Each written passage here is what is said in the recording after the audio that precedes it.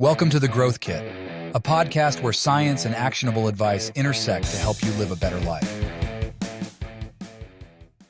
8 behavioral sleep tactics for the perfect night of sleep. I love sleep. My life has the tendency to fall apart when I'm awake, you know? Ernest Hemingway. We developed thumbs for climbing, hanging from branches, and making tools to kill predators. We learned to run long distances to hunt for food. We adapted to different environments by learning how to sweat and regulate our body temperature. These were all critical for humans to survive on a daily basis. Yet we spend a third of the day not only not hunting, building shelter, or reproducing, but we spend it in an extremely unsafe position, ready to be mauled without a fight. Why did we develop so many useful bodily adaptations to live another day, while simultaneously requiring a third of that day to be set aside to vulnerably lie in an unconscious state? The answer is simply that sleep is very, very important. Natural selection is telling us that sleep is so important that it's not worth sacrificing even a few less hours of it to ensure survival. The end justifies the means of possibly dying. The power of sleep. The effects of sleep are most prominent when we're deprived of it. Insufficient sleep leads to weight gain, lower testosterone, worse heart health, and the likelihood of dying sooner. It's linked to lower mood, worse memory, and poor cognition. In fact, being awake for 18 straight is like having a blood alcohol content, BAC, of 0.05 and 25. Straight sleepless hours is equivalent to a BAC of 0.10. Less sleep leads to more work-related accidents, a higher likelihood of having a mental health disorder, and an increased risk of dying in a car accident. I see patients of all ages with all types of diagnoses, with all types of backgrounds and behaviors. The one thing that they all have in common is that they have poor sleep hygiene and self-reported poor sleep. Sleep is basically a health insurance policy. As Matthew Walker, a neuroscientist and author of Why We Sleep, states, in terms of de-risking just about every disease that is killing us in the developed world, it's very hard to look no further than sleep. It's a no-brainer that you should be getting 7 to 9 hours of high-quality sleep per night. However, this is much easier said than done. Back in 1910, most people slept 9 hours each night. Now, about half of adults say they feel sleepy during the day at least 3 days a week, and 32% of working adults sleep 6 or fewer hours a night. We know the benefits of sleep, and we know we should probably be getting more of it. But how exactly do we do that? Popping a melatonin and sleeping in on the weekends is often as dialed in of an approach as people take, so let's dive into some more effective and practical ways to get better sleep. Number 1. Get bright light early in the morning.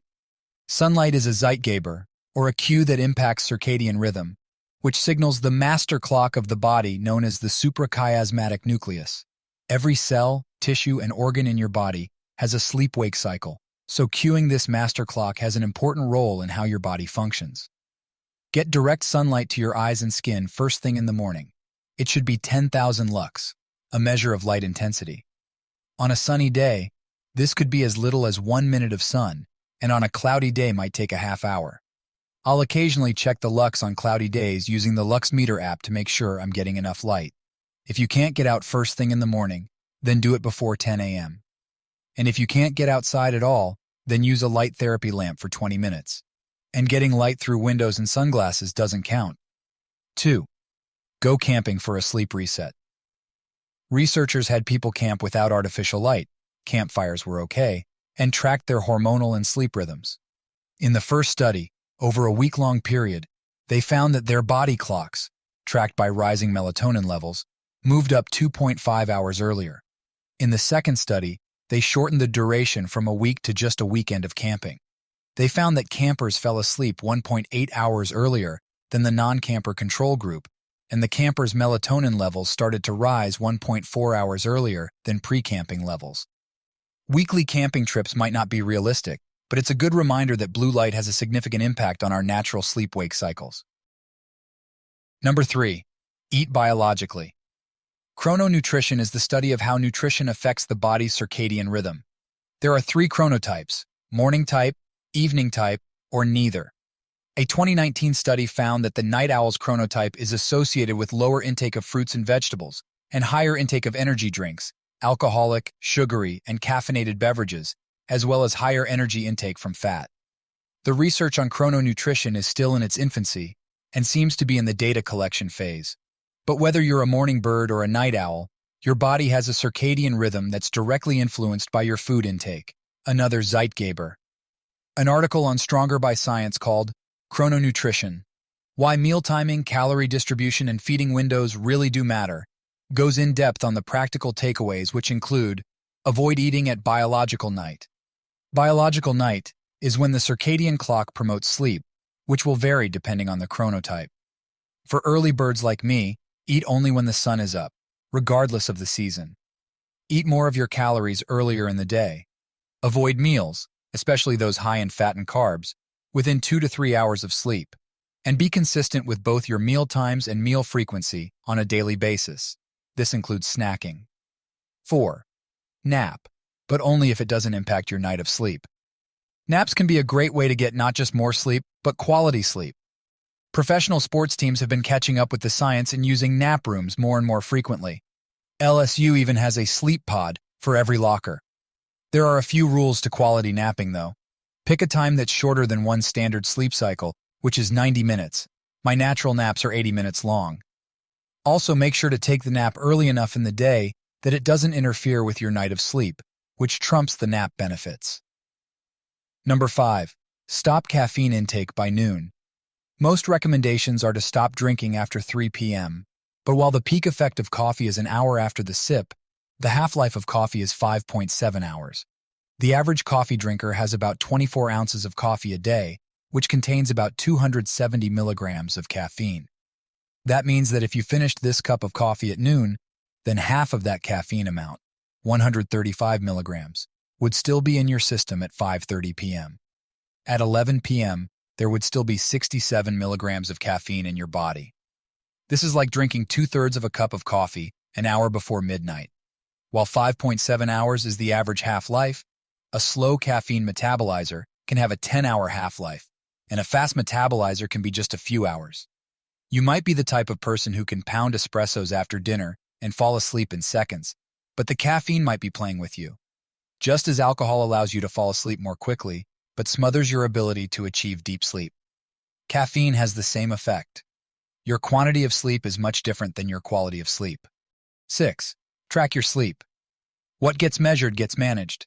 Sleep apps are largely unreliable, and beds that track sleep are promising, but prohibitively expensive. The best bang for your buck for tracking your sleep quality and quantity are wearables. Their accuracy is definitely not perfect, but they are generally consistent, and when you're comparing yourself to yourself, that may be most important. Plus, they're a great proxy for the big factors such as time to sleep, total sleep time, REM and deep sleep numbers, and nighttime heart rate. The main numbers I look for on my sleep tracking watch are deep sleep and total sleep time. After plenty of experimentation, I've learned that these have the biggest impact on my mood, recovery, and energy level. The best quality trackers include the Oura Ring and the Whoop Band. A budget-friendly option is the Fitbit Inspire 2. Number 7. Grounding, aka earthing, is when your body is physically connected to the Earth's surface electrons. Through this connection, the Earth's negative ions neutralize the body's inflammation-inducing free radicals. This might sound a bit woo-woo, but the science supports it. A blinded study had 60 people with sleep issues and joint or muscle pain sleep on earthing mats, ground to the earth with a copper wire, or sham mats for 1 month. In the experimental group that grounded, 74% had improvements in pain, 0% for the control group, 78% reported improved general well-being, 13% for the control, 82% had less muscle stiffness and pain, 0% for the control, 85% improved their time to fall asleep, 13% for the control, 93% had improved quality of sleep, 13% for the control, and 100% woke up feeling rested, 13% for the control. The benefits of grounding go well beyond sleep. It's a fascinating and underappreciated topic, so I'll save the deep dive for another time. Fortunately, however, it's becoming more mainstream, which means more research, application, and products to help. Shoot for 20 minutes of outdoor grounding a day. Time this with your sun exposure to get more bang for your buck.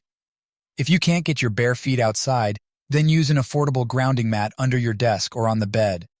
I also use these Earthrunner sandals when it's less socially appropriate to be barefoot. Finally, number 8. Get enough movement during the day. The general rule is that the more you move, the better you'll sleep. There is an asterisk next to this claim, though. If you're exercising too much, then this can disrupt your sleep, in which case you most likely need to cut back on the exercise and incorporate more rest days. This happens to 2 to 5% of the population. Not getting enough movement, on the other hand, is a much more common reason that people don't sleep well. This insufficient exercise accounts for 80% of the population. Most people that fall into this camp have a sedentary job or lifestyle in general, however. Forced immobilization like an injury or hospitalization can also have acute effects on sleep. The best type of exercise for sleep is cardiovascular-based workouts compared to strength training. The more important factor, however, is getting frequent movement and bouts of walking throughout the day. Thanks for tuning into the Growth Kit podcast. If you enjoyed this episode, please subscribe and leave a review. You can check out my website at MindBodyDad.com and subscribe for more weekly insights sent to your inbox. You can also follow me on Instagram and Twitter at MindBodyDad.